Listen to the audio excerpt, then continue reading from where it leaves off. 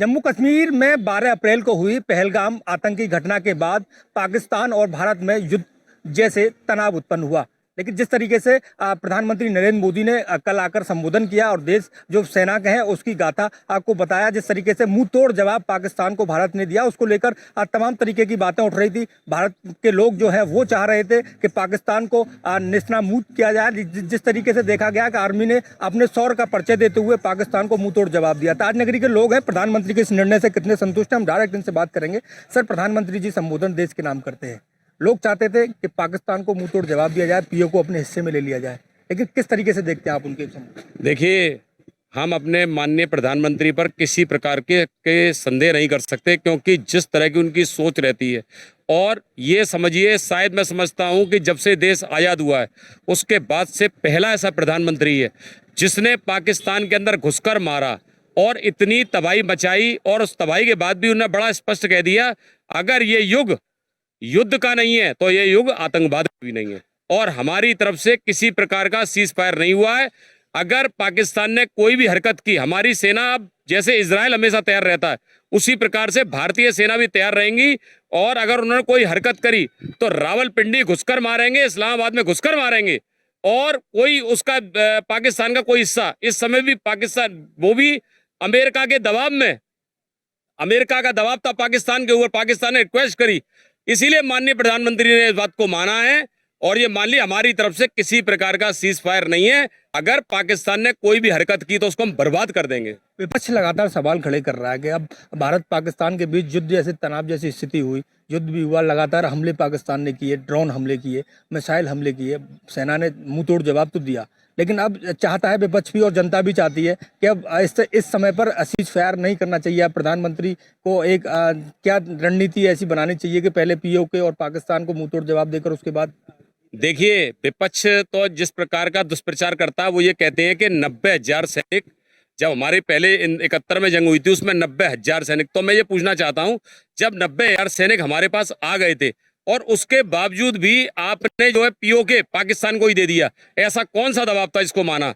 मैं ये निश्चित कहता हूं, विपक्ष कुछ भी कहे, लेकिन आम जनमानस, आप जनता की यही आवाज है कि माननीय प्रधानमंत्री जी जिस तरीके से कहा है, इससे पहले ही सर्जिकल स्ट्राइक की थी, और सर्जिकल स्ट्राइक उसका तरीका है, क्योंकि पाकिस्तान पर तो खोने को कुछ है नहीं, अर्थव्यवस्था उसकी बिल्कुल समाप्त है, भारत को किसी प्रकार का नुकसान ना हो। जिस प्रकार से ऑपरेशन सिंदूर के अंतर्गत प्रधानमंत्री ने जिस प्रकार से कार्रवाई की, ऑपरेशन सिंदूर आज भी बंद नहीं है, और हमें पूर्ण भारतवासियों को, विपक्ष तो कहेगा, जो विरोधी है विरोध कहेंगे, उनके कहने से कुछ नहीं होता, लेकिन वो कंपैरिजन करें इंदिरा गांधी के समय, लाल बहादुर, मैं किसी की आलोचना नहीं करता, लेकिन सर्जिकल स्ट्राइक मैं आपको बताना चाहता हूं, अमेरिका और रूस और फ्रांस के अलावा भारत चौथा ऐसा देश है जो सर्जिकल स्ट्राइक करने की ताकत रखता है, वरना किसी देश की औकात नहीं है। क्या उससे पहले इतने लोगों की कश्मीर में हत्या हो जाया करती? क्या जवाबी कार्रवाई कभी किसी सरकार की तरफ से की गई हो तो बताइए आप तरीके से देखते हैं प्रधानमंत्री ने जिस तरीके से सीज फायर को लेकर ये कल संबोधन किया देश के नाम, क्या समझते हैं आप आर्थिक स्थिति के नजरिए से प्रधानमंत्री जी ने ये निर्णय लिया, या फिर कोई ऐसा दबाव था, या जनता कुछ और चाहती थी प्रधानमंत्री जी के इस बयान को?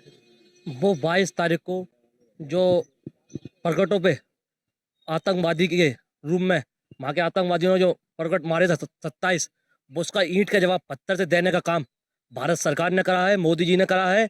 मोदी ने उनको एहसास करा दिया उनके करने का, और पाकिस्तान में घुस के उनके आतंकवाद को ख़त्म करने का मोदी जी ने काम करा है। और आप कह रहे थे अभी कि बसपा समाजवादी पार्टी और कांग्रेस कह रही है कि क्या देख रहे हैं, तो भाई साहब इनके पास कोई मुद्दे तो है नहीं है, और ये इस समय भी राजनीति कर रहे हैं, तो ये बहुत गलत बात है। इनको राजनीति नहीं करना चाहिए, देश के साथ खड़ा होना चाहिए। ऐसी परिस्थितियां बनी हुई हैं, और ऐसी परिस्थिति में भी ये राजनीति कर रहे हैं, तो इनकी राजनीति करने में कोई उचित नहीं बनता है।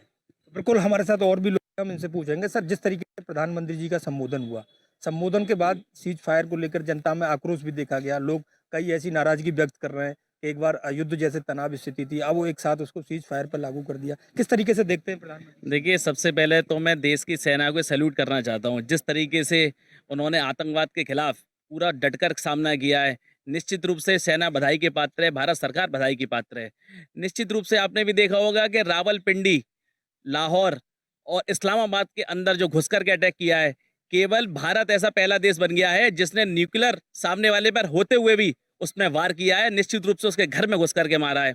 देखिए, सेना को मजबूती मिली है, निश्चित रूप से सेना के हाथ स्वतंत्र हैं। मोदी जी ने भी साफ साफ कल संदेश दे दिया गया है कि उधर से गोली चलेगी तो इधर से गोला चलेगा। निश्चित रूप से ईंट का जवाब पत्थर से दिया जाएगा। और लोग जो कह रहे हैं कि साहब ये लंबा चलना था, युद्ध लंबा होना था, मैं नहीं मानता हूं कि युद्ध लंबा होना था। इसमें एक बहुत महानता का परिचय दिया गया है। जैसे कि और जो देश के प्रोपेगेंडा लोग चला रहे विदेशी लोग, तो वो चाहते हैं कि ये भारत रशिया बन जाए, क्योंकि यूक्रेन के पास खोने के लिए कुछ भी नहीं है और रशिया उस पर बराबर वार कर रहा है, तो उसकी अर्थव्यवस्था भी डगमगा रही है।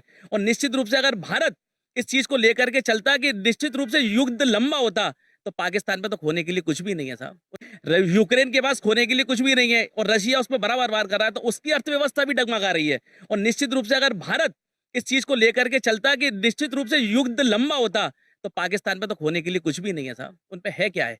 कुछ भी नहीं है। भारत की अर्थव्यवस्था थोड़ी डावाडोल हो जाती, हम लोगों को फर्क पड़ता। जिस पे कुछ खोने के लिए है ही नहीं है, और ये चाहता है, और लोग विदेशी लोग, ये विदेशी ताकतें चाहती है कि ये युद्ध लंबा चलता निश्चित रूप से, क्योंकि भारत सक्षम है, हर चीज का जवाब देने में सक्षम है। हमारे राफेल, हमारे F-15, F-16 जो भी अपने जो मिसाइल हैं, जो वायुसेना ने जो साहस का परिचय दिया, एक भी मिसाइल निश्चित रूप से भारत की जमीन पर नहीं गिरी है। और ये युद्ध लंबा चलने के कारण भी और हो सकते थे। मैं मानता हूँ POK एक निश्चित समय के अंदर भारत में मिला लिया जाएगा। मेरा व्यक्तिगत मानना है, ये मैं किसी का वो नहीं, अपना व्यक्तिगत मानना है कि सब POK तो ले लिया जाए, लेकिन POK के लोगों को क्यों लिया जाए भाई?